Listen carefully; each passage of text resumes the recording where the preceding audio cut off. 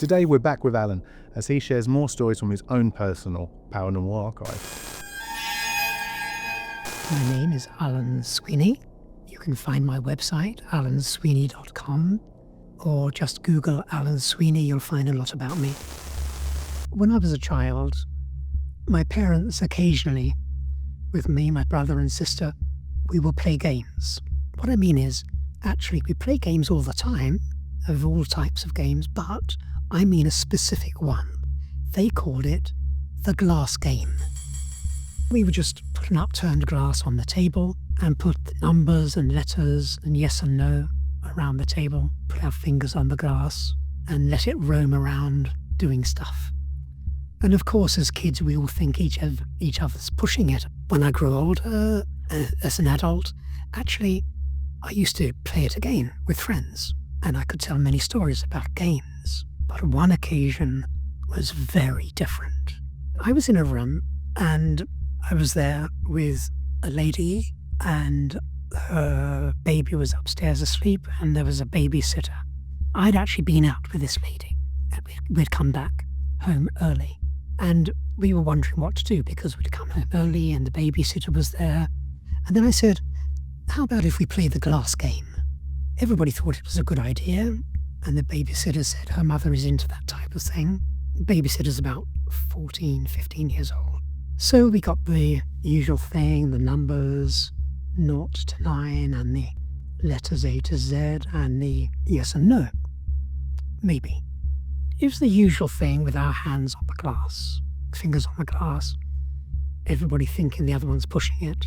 And then there was various spirits coming in, because when you do this, actually, you may not perhaps have control over what spirit comes in. Maybe they will come and go. Maybe there's a weak spirit pushed out by a stronger one. That's actually what happened to us on that occasion. So after various spirits coming in and out, and you can tell whether they're a different spirit because of the energy of the glass. The energy of the glass may move very, very slowly. And then there's a pause, and then it might be a bit sprightly or a bit intermittent. It will move differently for the energy of the spirit. At one time, when we said, who's there, then it spelt out the name of this lady's granddad. When we said, do you have a message for anybody? And it spelled out, it said yes, a message for this lady's mother. And the message was, please tell my wife everything will be all right. As we were just talking about that, our fingers are still on the glass, three of us, and as we were discussing that message, suddenly the glass shook and vibrated vigorously. And I knew what was happening. I've seen things. And the granddad was being thrown out by a stronger spirit. And the spirit started to shoot around the table. Crazy time around the table. And we were asking questions. We were saying stop. When we asked it to stop, it knocked the word no off the table. And then when we asked, who is it? It went to 999. And we were talking, we were saying, should we phone the police? Is there a fire in the house? Is something going wrong? One of us went around, there's nothing wrong in the house. We came back, the glass is still moving with one finger on it. Still moving vigorously with one finger on it. We put our fingers back on, and there it is shooting around. Who is it? Who's there? 999. And then the babysitter said, maybe it's not 999, maybe it's 666.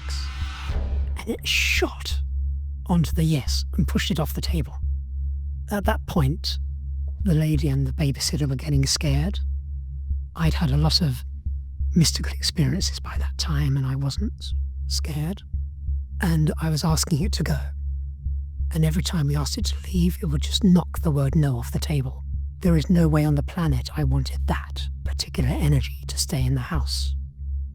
I was asking in all types of ways for it to leave, and all the time knocking the word no off the table. The other two, they were getting very, very scared. As I say, I couldn't stop it because That type of energy, you cannot allow that in the house. Just then, I thought, that they're getting too frightened. So as a joke, I tried to lighten the atmosphere as a joke. And I said, if we stopped the game now, would you go home in the babysitter's handbag? And it knocked yes off the table. Pow! I took that as gospel and quickly got the letters together, burnt them, got the glass, told the babysitter, come, I'm going to take you home now, grab your handbag, I'm going to take the glass, I'm going to smash it on the way in a derelict area. You can't allow any substance to be left behind that has been possessed like that. The babysitter went home, I came back. Now, 3 things happened extra to that. When I got home, there's this lady there, absolutely petrified, shaking. I mean, I can't describe how scared. And she was just pointing like, look. And where we had been playing this game, it was in the dining room. And attached to the dining room there was a conservatory. And when I looked in the conservatory, there was a creature. It was flying.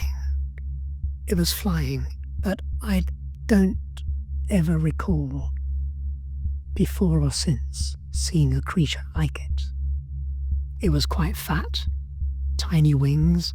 People have said to me, oh, it was probably a bat. We don't have bats in my area. Before or since, no bats. And that creature wasn't the shape of a bat. No way on the planet would I go into that conservatory. But we had a side entrance. And I went round there, opened the door, flew it open, ran back inside the house. I'd closed the curtains. Couldn't see it, so somewhere it had gone. But to this day, I have never ever seen an image, anything like what I saw in the conservatory. The next thing that happened, there was, like I said, 3 things. That was the first. The next day, the babysitter phoned. And she said, how was it for you? And I didn't want to tell her about the creature. So I just said, oh, everything was good. She said, well, it wasn't for us. She said, Mum and I couldn't sleep all night. The lights were going on and off in the house with bangings everywhere.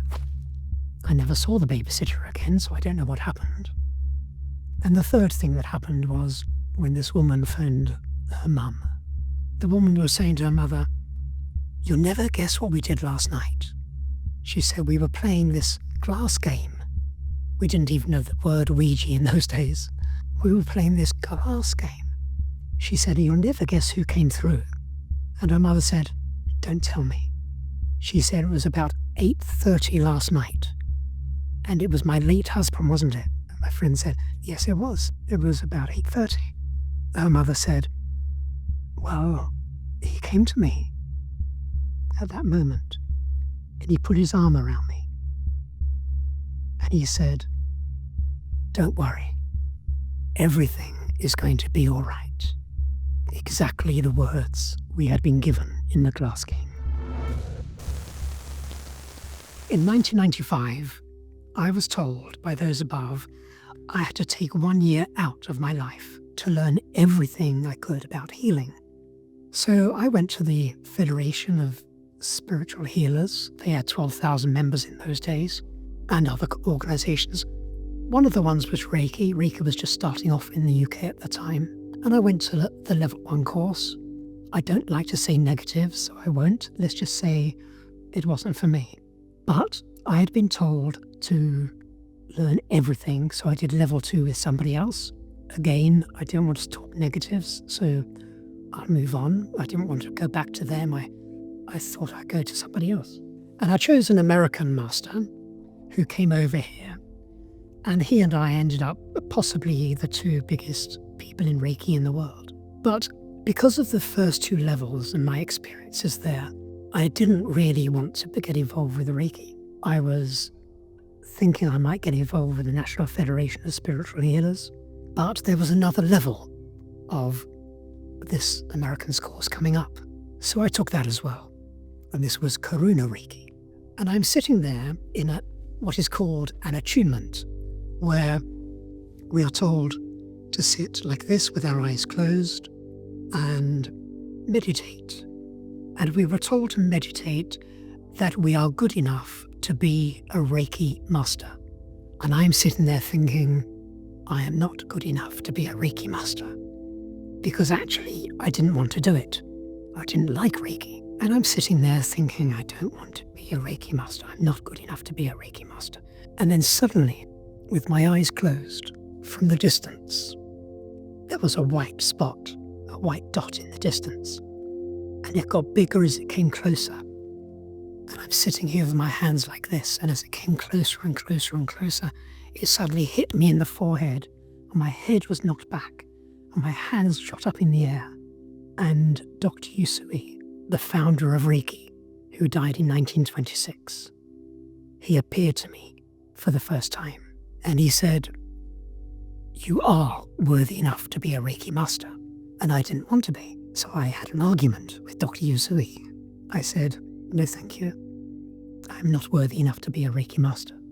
And he said in a stronger voice. I know his voice now. Dr. Usui has got a very guttural voice. He spoke to me in a stronger, guttural voice. He said, "You are worthy enough to be a Reiki master." And again I said, "I'm not."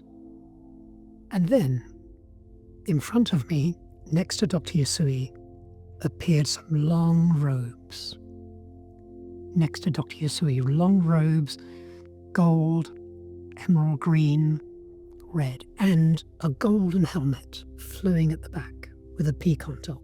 Dr. Usui said, "These are for you because you are worthy enough to be a Reiki master." And I said, "Thank you, but I'm not worthy enough, and I don't want to do it." I didn't know what they were, those robes, until many years later. And I had Japanese students, and those Japanese students studying Reiki with me, they told me those were one of the sets of clothing of the Meiji Emperor of Japan. Dr. Usui apparently adored the Meiji Emperor. He actually used some of the Meiji Emperor's poetry in his classes, but I didn't know that at the time. Anyway, I got home from the class, and there was a message on my answer phone. You know, we had answer phones in those days, on the desk. And there was a message from somebody saying, "Allan, do you know somebody that can teach me Reiki?" And I thought, that's a bit weird. You know, I haven't even told anybody I teach Reiki. And I phoned her back saying, "No, sorry, I don't know anybody." The next day, somebody else phoned. And I said, "No, I don't know anybody that can teach you Reiki, sorry." The third day, another lady phoned, an Italian lady with a very strong accent, Adriana. She said to me, "I am very psychic." She said, "I have been told that you can teach Reiki and you must teach me. When can you come to London to teach me?" And I thought, oh my God, you know, she knows I can't get out of this. So I said to her, "Well, look, I can teach it, I could, but I don't want to." And she said, "I've been told you must teach me, so I'm going to be phoning you every day until you say yes." And she phoned me every day, and every day I would say no, thank you, no, thank you, no, thank you. And after about 2 weeks, I thought, you know, this is going to go on and on, you know. So in the end, after about 2 weeks, I said, "Look, okay, I'll come to London." She was a very, very special lady. She said, "You know, you have to bring a manual with you. It has to be your one.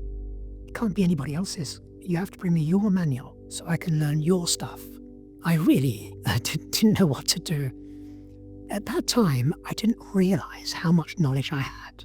I didn't realize how much knowledge had been given to me from above in a 10-year period before that. And that I'd never done anything with it. I'd never used that knowledge. I didn't acknowledge it. I didn't think it should be anything to do with my life. It was just to me a nice mystical experience, curing people. But she's told me I have to bring a manual. So very quickly I wrote a 98-page manual, A4, and I took it up to London. I was late because my guides, maybe, I don't know, but my guides arranged a minor car accident for me on the way, so I was late. And she said, my wife, she said, look, I'm sorry you're late. She said, while you've been out there somewhere, she said, I've been busy doing Reiki. She said, I understand there's symbols in Reiki. Does this symbol mean anything to you? And she had actually drawn the chakra ray on a piece of paper. The chakra ray is like a spiral effect. You can see it online nowadays. But in those days, it was not public knowledge. It wasn't around on the open market of Reiki at all. And she had channeled the first symbol, and she was halfway through the second symbol of Reiki. What can I teach her? If she can channel the symbols of Reiki, what can I teach her? She said, did you bring the manual? And I said, yes, here it is. She put the manual to her forehead like this. Close her eyes for about 5 seconds or less. And she said, very good manual. It's all your own work, except for page 15.